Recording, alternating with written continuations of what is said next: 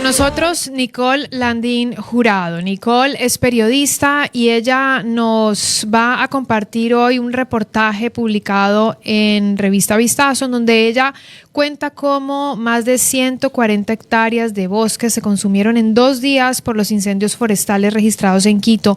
Y ya pasó algún tiempo, sin embargo, lo vemos tal vez como si fuera algo del pasado, cuando deberíamos entender que es muy vulnerable esta situación, puede estar presente todo el tiempo. Hoy, por ejemplo, en California están viviendo nuevamente una realidad vinculada con incendios, entonces no deberíamos verlo como parte del pasado, sino también entenderlo como una problemática presente y prevenirlo para el futuro. Nicole, qué gusto que estés con nosotros conversando hoy. Clarita, ¿cómo estás? Sí, así es. Una de las razones por las que quise hacer este artículo fue porque quizá con todo lo que tenemos ahorita de coyuntura, los apagones, el tema político, se nos olvidan estos problemas o estos eventos que sucedieron, pero que realmente todavía los estragos están ahí. Y es importante hablar de eso, ¿no? ¿Qué podemos hacer para recuperar la naturaleza que fue afectada? Es muy importante y además creo que es parte del trabajo que se realiza desde la profundidad y reflexión de la naturaleza de tu trabajo y de la revista en la que trabajas. No haber dejado atrás una temática que para muchos puede ser queda tal vez en el olvido porque ya ahorita estamos con realidad de apagones, pero cuando estuvimos viviendo la realidad de los incendios lo estuvimos sufriendo, quienes estuvieron lejos y quienes estuvieron cerca, y además entendiendo que es una realidad que se puede llegar a repetir y que seguramente en el contexto actual podría darse con mucha más facilidad. Entonces vamos a comenzar entendiendo, y aquí voy a citar tu reportaje. En lo que va del 2024, la Secretaría Nacional de Gestión de Riesgos ha registrado más de 4.300 incendios forestales. Más de 48.000 hectáreas de cobertura vegetal se han quemado, más de 44.000 animales han fallecido y más de 1.500 personas fueron afectadas. Esos son los datos que tú compartes y suena solo a números, pero realmente cuántas historias y cuáles son las historias que hay detrás de tantas hectáreas carbonizadas, Nicole. Una de esas historias es la de Blanca Chango y su familia. Ella tiene 68 años y fue una de las más afectadas por estos incendios, su familia específicamente. Entonces ella estaba sentada en su cama viendo televisión, comiendo, era un día normal, y justo a eso de la 1 de la tarde al ECU 911 le llega la alerta de incendio forestal y que se estaba expandiendo en Guápulo, que queda ubicado en la parroquia Ichimbía, en Quito. Pero poco después de esa llamada se dieron cuenta que las llamas estaban avanzando y justo uno de los hijos de Blanca alcanzó a sacarla de inmediato de la casa porque las llamas estaban cada vez más propagándose. Y la casa de Blanca quedó con las ventanas rotas, con problemas de tuberías, pero fue, por así decirlo, lo mínimo que pasó. La familia de Blanca está conformada por 9 hermanos, entonces cada uno construyó su hogar alrededor de una casa principal de 3 pisos, que quedó completamente arruinada porque hubo una explosión de un tanque de gas. Entonces esta fue una de las mayores pérdidas registradas, materiales, después de esta catástrofe en Guápulo. Y Carlos Chango, que es uno de los hermanos de Blanca, tenía su taller de carpintería en esta casa que te digo que quedó completamente en ruinas. Es decir, que su medio principal de subsistencia se convirtió en cenizas en cuestión de horas. Y también todos los electrodomésticos, las camas, las ropas, todo quedó destruido. Pero también hubo otro tipo de afectaciones. Carlos quedó con quemaduras en los brazos, en el rostro, y también un bebé de 5 meses quedó con leves quemaduras en la cara. Incluso un niño de 5 años lo tuvieron que trasladar al hospital, pero hoy ya está fuera de peligro. Ese es uno de los ejemplos de los casos que ocurrieron, tú mencionas en el artículo y nos llevas al 24 de septiembre, es decir, hace poco más de un mes, y ahí nos damos cuenta, es increíble cómo en un mes y medio pasan tantas cosas en el país, bueno, en la vida en general y en el país, y nos puede hacer olvidar cosas tan relevantes como esas 1.500 personas afectadas, como la historia de esta familia de 9 integrantes y también el caso de 44.000 animales fallecidos, que es una cifra demasiado fuerte y la pasamos como un dato más. Ahora, todos nos preguntamos en ese momento y de hecho pues se han lanzado muchas preguntas, pero creo que una de ellas es ¿cuáles son las razones de estos incendios? Y tú lo abordas un poco aquí. Primero, saber que casi el 90% de estos incendios que hemos visto han sido provocados, de acuerdo a los especialistas consultados. Una parte se debe a que quemar la vegetación es una práctica ancestral que se realiza en Ecuador desde mucho antes del periodo incaico. Entonces, el objetivo paradójicamente de esta quema de vegetación es conservar los suelos, porque hay que entender que las técnicas de arado que se utilizan para labrar la tierra fueron traídas con la colonia, es decir, que no son originarias de nuestras tierras. Entonces el arado es mucho más difícil de manejar porque el ganado cuando pisa el suelo hace que pierda todas sus propiedades y hace que este trabajo realmente no funcione. Entonces, la mejor alternativa que tienen los agricultores muchas veces es quemar la vegetación cultivada, ojo, no la natural, para eliminar todo lo que queda de la siembra anterior y así volver a empezar el ciclo nuevamente. Entonces ellos, ¿por qué hacen esto? Porque el suelo se calienta y todos los bichitos, los microorganismos, los gusanos se van más abajo. Y una vez que el suelo se enfría, estos microorganismos salen y se combinan con ciertos minerales que tienen la ceniza, entonces la tierra se vuelve un poquito más fértil. Pero hay que tener en cuenta que, aunque esta práctica tiene un arraigo cultural, si no se controla puede extenderse y ocasionar incendios forestales de la magnitud que vimos. Ahora, ojo, esto hablando de prácticas agrícolas, pero en los pasados incendios también estoy segura que aquí muchos de nosotros vimos videos donde personas intencionalmente iniciaban las llamas a propósito, incluso utilizaban combustibles para iniciar los incendios. Entonces, podemos decir que son provocados, pero no podemos decir que la culpa es 100% de las prácticas agrícolas. Ok, bien.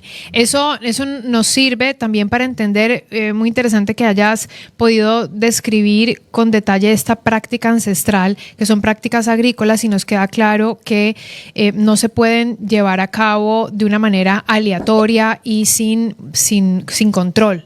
Lo que nos puede tal vez llevar a conectar al final cuando yo te haga la pregunta sobre la prevención. Pero antes de eso quisiera que nos compartas cuáles son las zonas más afectadas en el país en esta realidad que nos cuentas. En este 2024, las provincias que registran mayor pérdida de cobertura vegetal por estos incendios son precisamente las que son agrícolas por excelencia, es decir, Loja, Azuay, Pichincha, Carchi, Cotopaxi e Imbabura. Esto entendiéndose cifras 2024. Ok, y estas son zonas también que son bastante vulnerables, que fácilmente también tienen la capacidad de que sus fuegos crezcan de una manera increíble frente al tiempo. Entonces, ¿qué hace que estos incendios sean tan voraces y tan veloces siendo incendios forestales? Un incendio, los especialistas entrevistados dijeron que necesita, por así decirlo, de 3 componentes. El primero es el oxígeno que tenemos disponible en el ambiente siempre.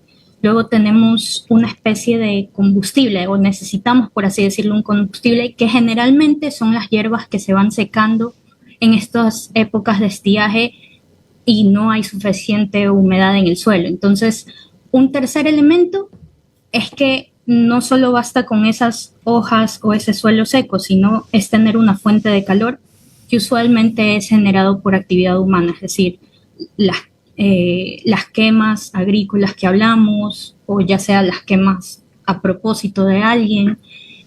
A esto se le añade que los campos agrícolas no tienen suficientes rompefuegos de por medio, y esto hace que una simple llama se traslade a quebradas o los bosques más cercanos. ¿Y qué pasa con estos bosques? Estos bosques generalmente son árboles de eucalipto que funcionan como un fósforo. Los árboles de eucalipto hay que entender que son especies exóticas que fueron plantadas para producir madera, pero tienen un aceite natural que con la más mínima chispa se enciende y hace que se quemen rapidísimo. Por eso vemos que estas llamas realmente alcanzaron magnitudes muy, muy grandes.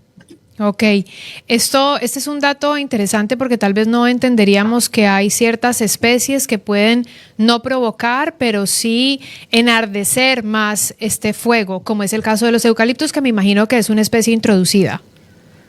Así es principalmente originaria de Australia. Bien, ahora te hago la siguiente pregunta. Cuando estamos viendo una realidad en el mundo entero, hay, bueno, unos tornados, huracanes, inundaciones increíbles, la parte hay una gran parte de América que está sufriendo sequías, de repente ves en Europa que hay unas lluvias impresionantes, vemos simultáneamente que en California hay incendios, los vivimos hace un mes. ¿Tiene esto que ver con el cambio climático? Todos los eventos que hemos visto alrededor del mundo definitivamente tienen que ver con el cambio climático, pero al menos aquí en Ecuador diría que el cambio climático hace que las condiciones se vuelvan más extremas. Por ejemplo, agosto, septiembre y octubre han sido meses extremadamente secos, que incluso vivimos la realidad actual. Ha llevado a que el gobierno anuncie estos racionamientos de luz por más de 10 horas, incluso por la falta de agua. Y justamente coincide con los meses que se han registrado estos incendios. Pero los especialistas me decían que es muy difícil que, al menos aquí en Ecuador, la naturaleza se encienda sola, porque en ecosistemas como Australia lo vemos, que ellos sufren de incendios forestales casi siempre, naturalmente. Pero acá, al menos, en las características de Ecuador, hay un detonante que son las malas prácticas. Por ejemplo, algo que también me explicaron es que no solo se trata de que encendemos y son las llamas y se descontrola el fuego, sino que nosotros también hemos alterado el ecosistema. Uno de los hábitats, por ejemplo, que más alteraciones tiene son los páramos, que son nuestros principales generadores de agua aquí en el país. Lo que me decían es que han desaparecido pequeños bosques que tenían cerca de los páramos, humedales. Entonces ahora nuestros páramos son como un gran pajonal. Entonces cuando se incendia se extiende mucho más que cuando tenía estas capas naturales de pajonal alto, pajonal bajo, humedales y bosques. Entonces, lo que los especialistas decían es que nosotros, al alterar el ecosistema, también lo estamos volviendo como para que tenga las condiciones perfectas para los incendios. Claro, más vulnerables estos espacios. ¿Cómo? Mira que me acabas de explicar esto que sucede en los páramos por las malas prácticas. Seguramente no pasa solamente en los páramos, sino en otras regiones y tiene que ver tal vez con intereses o necesidades, para no ponerle la palabra interés, sino necesidades agrícolas y muchas veces con la falta de información o educación en el tema o preparación.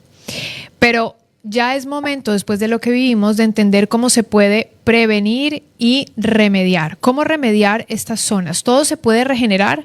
No sé si hablaste con especialistas que te explicaran sobre la regeneración de estas zonas. Sí, lo que decían es que todo depende de las especies que fueron afectadas. Volvemos a lo que decíamos con el eucalipto. No es lo mismo que se haya incendiado un bosque de eucalipto a que se haya incendiado un bosque con especies nativas de acá de Ecuador. Porque como decía, el eucalipto es originario de Australia y allá sí tienen incendios casi que todo el tiempo, entonces la especie está, por así decirlo, acostumbrada a estos eventos y vuelven a rebrotar más rápido. En cambio, nuestras plantas nativas no. Acá casi no tenemos estos fenómenos a gran escala y les cuesta entonces mucho más tiempo recuperarse.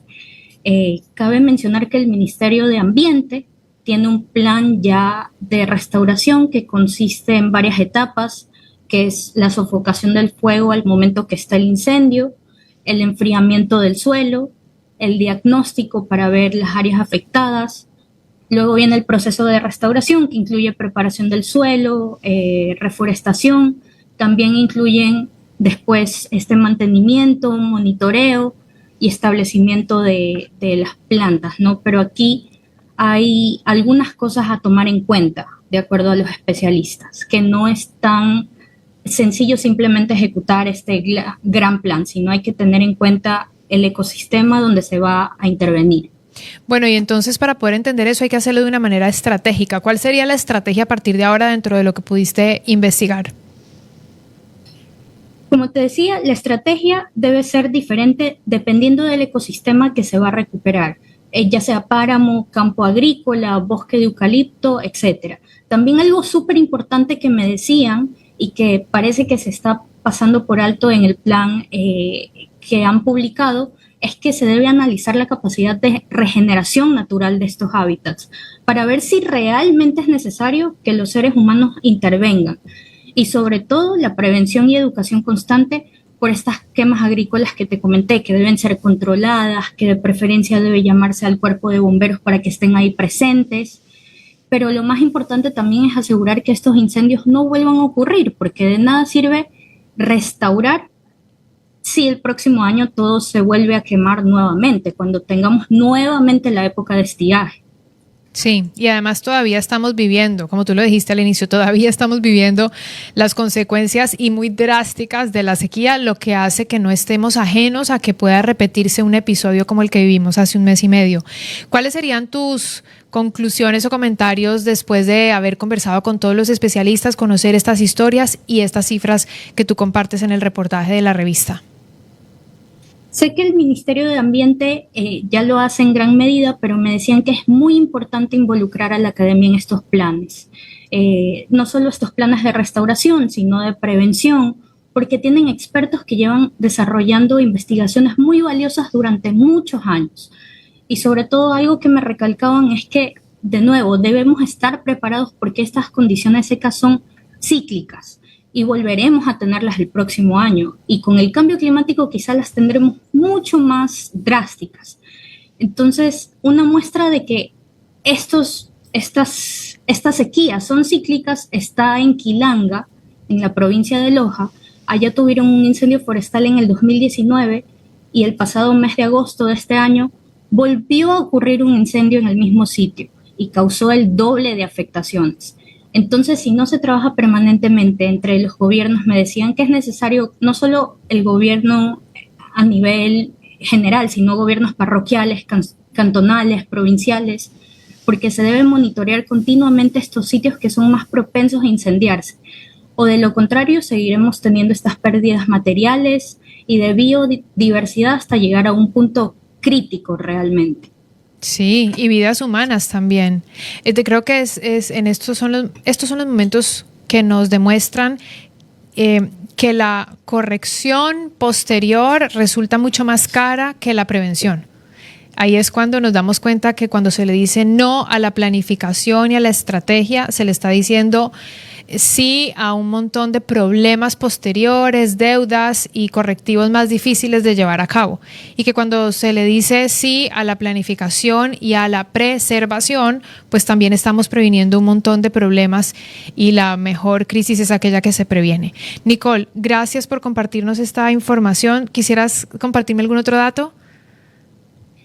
Realmente ya entre hoy y mañana sale publicada la revista, así que te quedo debiendo los temas, pero sí les puedo adelantar que hay un especial de salud muy interesante con todas las tendencias, recomendaciones y analizando también los datos de actualmente cómo estamos a nivel de población, cómo está nuestra salud. Entonces no se pueden perder eso y por supuesto en la sección de país va a haber un análisis a profundidad de las elecciones de Estados Unidos. Gracias, Nicole. Si alguien quisiera hacerte algún comentario o preguntarte algo, ¿tienes algún correo o red social que quieras compartir?